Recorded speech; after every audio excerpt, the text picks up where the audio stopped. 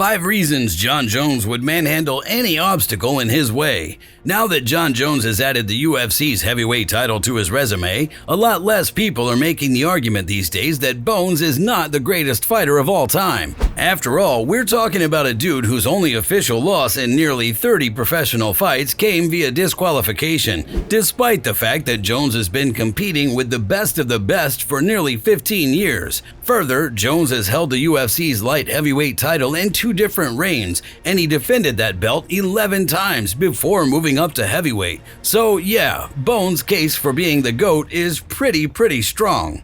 But how has Jones been able to compile one of the greatest resumes, if not the greatest, mixed martial arts has ever seen? What about Jones makes him so ridiculously tough to beat? And will Bones close out his career without taking an official defeat? Well, before we break down 5 reasons Jones can manhandle any obstacle in his way, be sure to subscribe to KO Central MMA, and if you like this video, be sure to like it and leave comments below. Now, let's get into it. Athleticism.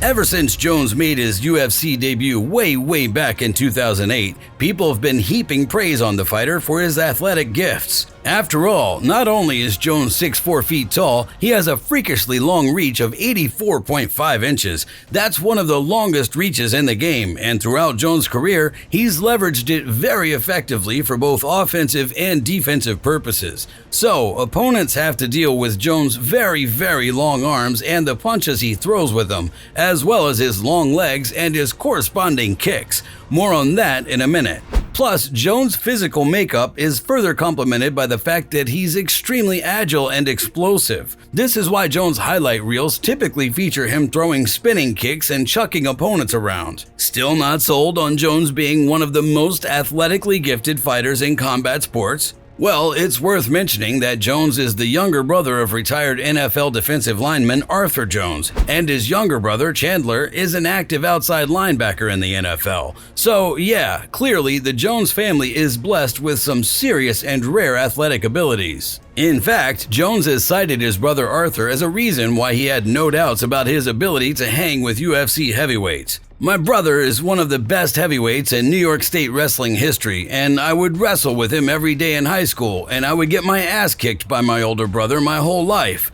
Jones said when he was planning to move up to heavyweight.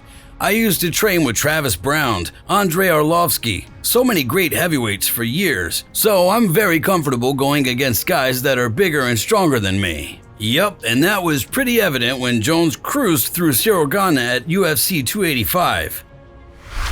Confidence. Now, sure, most professional fighters aren't short on confidence. After all, when you step into a cage so that another person can legally try to render you unconscious or destroy your limbs, you better be confident in your skills.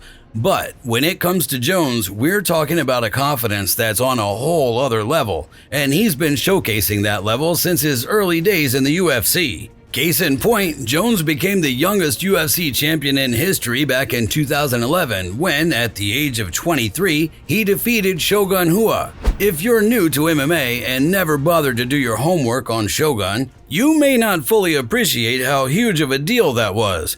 Although Rua has racked up a lot of losses in the later stages of his career, in the early 2000s, Shogun was an absolute destroyer and took out fellow legends like Lyoto Machida, Chuck Liddell, and Rampage Jackson, and he did so during their prime years.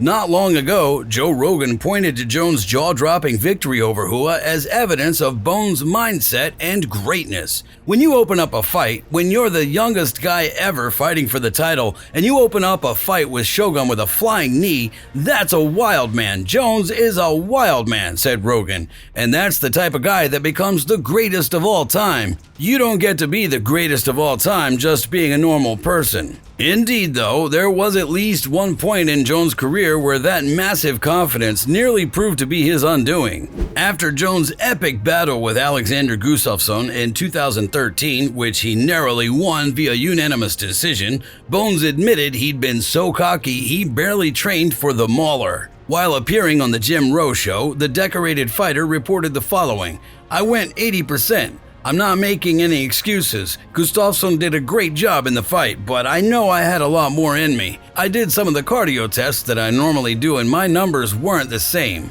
Me knowing that, I still went into the fight thinking, well, since I can't perform excellent, maybe I'll still perform really high and still really good, and maybe the fight will be a little bit closer if I just put half the effort in. I learned the lesson the hard way that you have to give the full effort. Jones has also admitted that for stretches of his career, he was more focused on partying and didn't train much in between fights. That's how confident he was in his abilities, and as you surely know, many have wondered just how much greater Jones could have been if fighting had remained front and center. Fight IQ.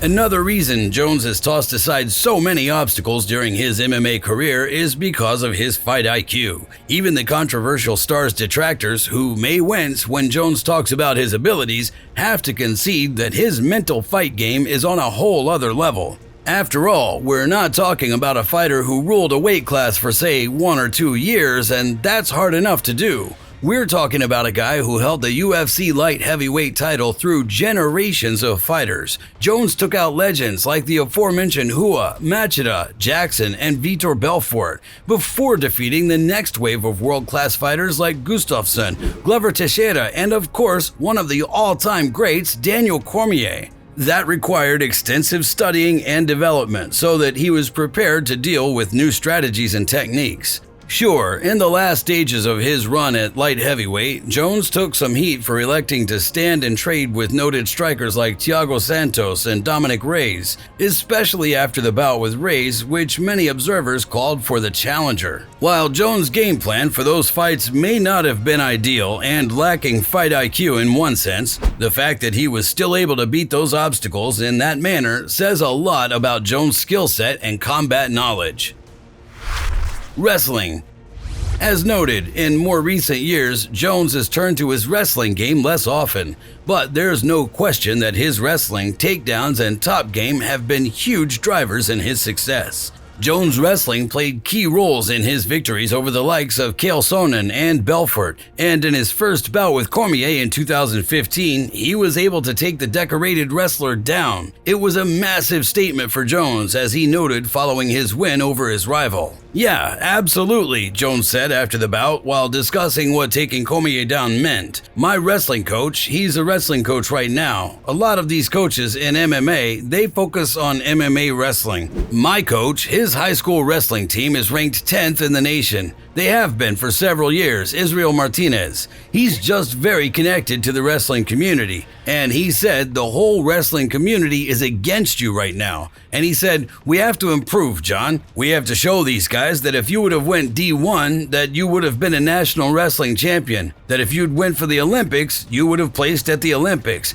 We have to show them that you used the gifts for MMA, not wrestling. Because your dream got cut short, and you had a kid, and you had to give up wrestling. Doesn't mean that you can't wrestle with these great wrestlers." Fair enough, but Jones' wrestling skills are not only something any opponent needs to consider from a defensive standpoint. Bones has been able to shut down almost every takedown attempt that's come his way. In case you don't know, Jones' takedown defense percentage is 95%. The only men who have taken Jones down during his lengthy decade-plus UFC career are Cormier and Gustafsson. That's insane.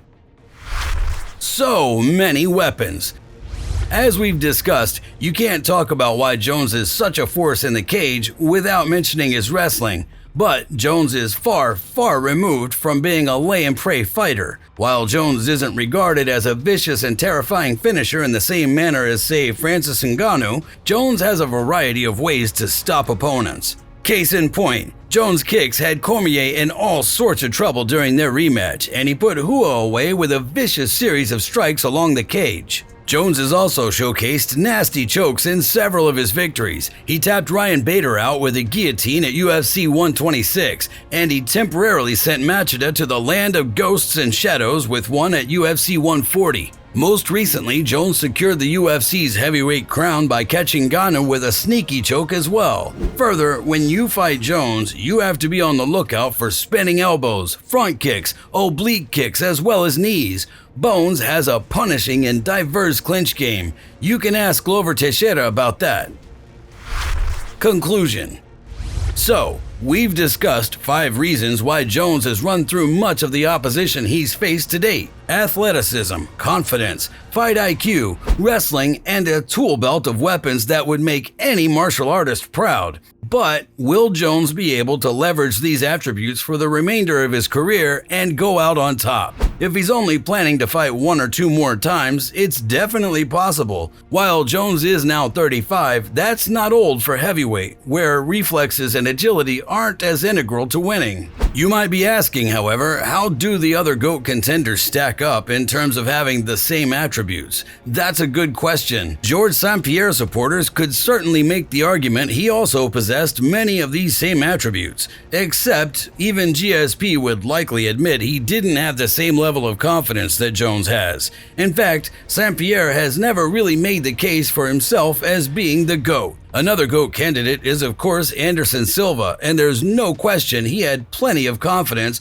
fight IQ, athleticism, and weapons. But wrestling wasn't exactly the Spider's strong suit. Khabib Nurmagomedov is another legend who's always included in any GOAT debate, and the Eagles' comprehensive wrestling game may have been the best MMA has ever seen. Was Khabib known for his arsenal of weapons or explosive athleticism? Not so much, right? But what do you think? Do you agree this is why Jones has and is such a legendary force in the octagon? And how do other GOAT contenders match up in this respect? Let us know in the comment section below, and if you enjoyed this video, be sure to like it and subscribe to KO Central MMA.